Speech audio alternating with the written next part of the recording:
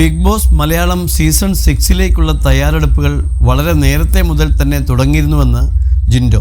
കഴിഞ്ഞ വർഷം ശ്രമിച്ചിരുന്നുവെങ്കിലും അത് നടന്നില്ല. എന്നാൽ ഈ വർഷം എൻട്രിക്ക് വേണ്ടി കഠിന പരിശ്രമം നടത്തി. എല്ലാ ഭാഷകളിലെയും ബിഗ് ബോസ് എപ്പിസോഡുകൾ കാണുമായിരുന്നു. അതോടൊപ്പം ഷോയിൽ പോയി വന്നവരെക്കുറിച്ച് പഠിക്കാൻ തുടങ്ങിയിരുന്നുവെന്നും ജിൻഡോ വ്യക്തമാക്കുന്നു.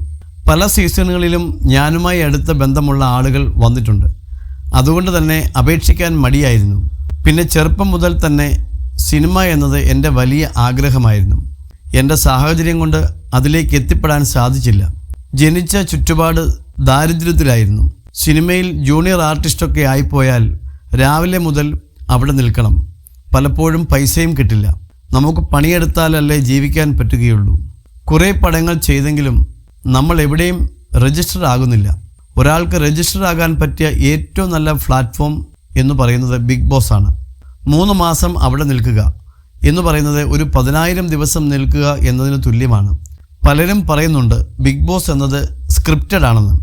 എന്നാൽ അതേക്കുറിച്ച് ചിന്തിക്കുകയേ വേണ്ടെന്നും ജിൻഡോ വ്യക്തമാക്കുന്നു. ബാദുഷ പ്രൊഡക്ഷൻസിന് നൽകിയ പ്രത്യേക അഭിമുഖത്തിൽ സംസാരിക്കുകയായിരുന്നു അദ്ദേഹം. ആളുകളെ അത്യാവശ്യം ചീത്തയൊക്കെ വിളിക്കുന്ന വ്യക്തിയായിരുന്നു ഞാൻ. ആരെങ്കിലും ഇങ്ങോട്ട് എന്തെങ്കിലും പറഞ്ഞാൽ അതിൻ്റെ ഡബിളായി തിരിച്ചു വിളിക്കും. ബിഗ് ബോസിലെത്തി 2 ആഴ്ച കഴിഞ്ഞപ്പോൾ തന്നെ അതെനിക്ക് മതിയായി. അതായത് ലാലേട്ടൻ പുറത്താക്കി. അതോടെ ചീത്ത പിടിച്ചാൽ ശരിയാവില്ലെന്നും മനസ്സിലായി. നമ്മളെല്ലാവരും ഈ ലോകം വിട്ടുപോകേണ്ടവരാണ്. പോകുമ്പോൾ ഒന്നും കൊണ്ടുപോകാനും പറ്റില്ല. പിന്നെ ഞാൻ എന്നൊരാൾ ഇവിടെ ജീവിച്ചിരുന്നു എന്ന് അടയാളപ്പെടുത്താൻ സാധിക്കും. അത് പണം കൊണ്ട് നേടിയെടുക്കാൻ സാധിക്കുന്നതല്ല. പദവികളാണ് നമ്മളെ അടയാളപ്പെടുത്തുന്നത്. എനിക്കൊരു നടനാകണമെന്ന ആഗ്രഹമാണുള്ളത്. അതായത് നമ്മുടെ ഐഡൻറ്റിറ്റി പ്രൂവ് ചെയ്യണമെന്നും ജിൻഡോ പറയുന്നു. ബിഗ് ബോസിൽ നിന്നും പഠിച്ച പ്രധാന കാര്യം എന്ന് പറയുന്നത് ക്ഷമയാണ്. ഞാൻ ഒറ്റയ്ക്കായിരുന്നു. രതീഷും ജാൻമണിയുമാണ് അല്പസമയമെങ്കിലും കൂട്ടായിട്ട് ഉണ്ടായിരുന്നുള്ളത്. ബാക്കിയുള്ളവരൊക്കെ എനിക്കെതിരെയായിരുന്നു. ആ സമയത്ത് പിടിച്ചു നിൽക്കുക എന്നത് പ്രയാസമായിരുന്നു. ഒരുപാട് വർഷമായി സിനിമയിൽ കയറിപ്പറ്റാൻ ശ്രമിക്കുന്നു.